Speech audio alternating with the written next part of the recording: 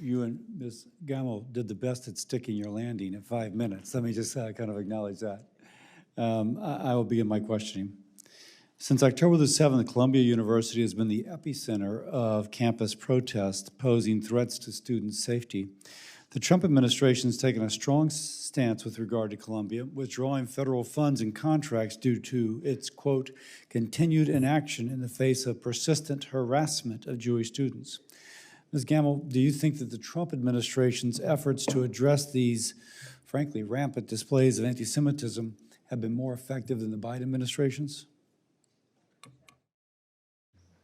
I think there's no question that these efforts have been more effective. As was mentioned a moment ago, certainly there was recognition by the Biden administration of the need to address anti-Semitism as a national problem. The Trump administration's efforts, including at Columbia, have put teeth to that discussion for the first time that we've seen. What else should the president and Congress do?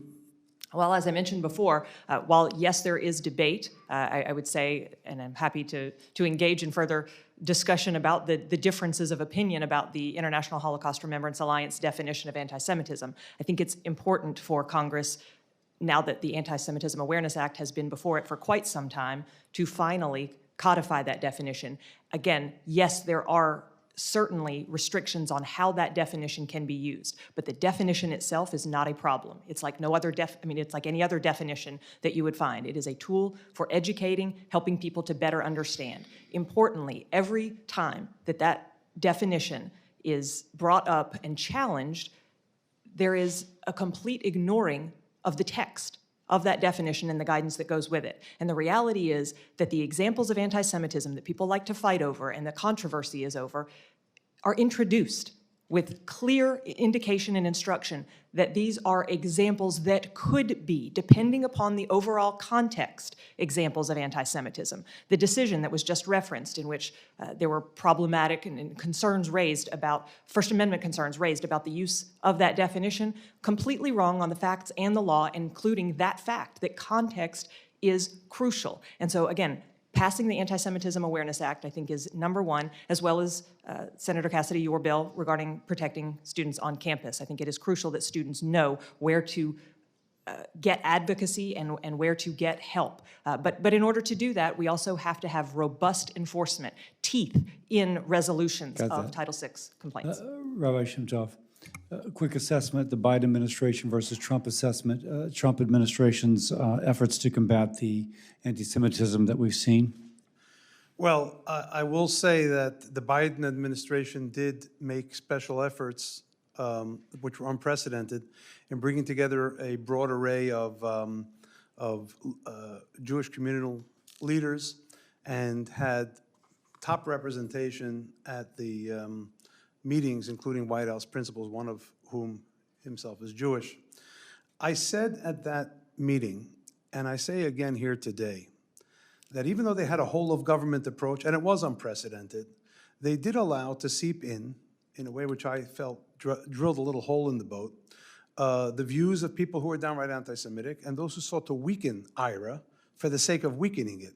It didn't strengthen the fight against anti-Semitism. But we must say that the effort in and of itself was a good step. The second thing is we all fly on planes, and we're told that if oxygen pressurization changes, your mask is going to drop from the ceiling, and you have to put your own mask on first. But you want to save the kids who are with you. Don't do that.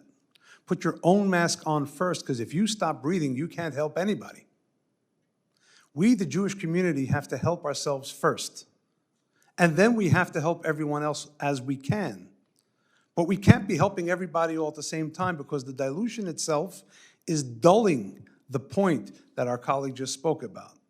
So I think that what the Trump administration has done is said there is not only going to be a ramp up in policy, but there will be a sharp ramp up in enforcement. University administrators— Let me stop you there, because I have one really quick for Dr. Small. Dr. Small, you've talked about funding from the Middle East being associated with a sharp increase in anti-Semitic activity.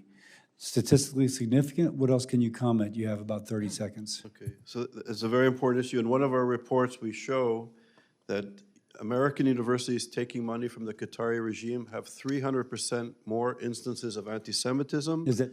compared to American universities not taking money. Is from that just Qatar. because of more exchange students, or is there something more than I that? think it's the use of soft power. It's funding certain institutes and professors in the classroom and connected to the encampment. SJP comes out of AMP, which is part of the Muslim Brotherhood. And I should say that the spiritual leaders of the Muslim Brotherhood, this is not Islam, it's a perversion of the great religion of Islam. The teachings of the Muslim Brotherhood is that the true believer, the true Muslim, is obligated to complete the work of Hitler. This is what is now entering into our universities unchecked. And we're calling for investigations into the funding of these anti-democratic, anti-American, sexist, homophobic, and genocidal anti-Semites funding our universities. Senator Sanders.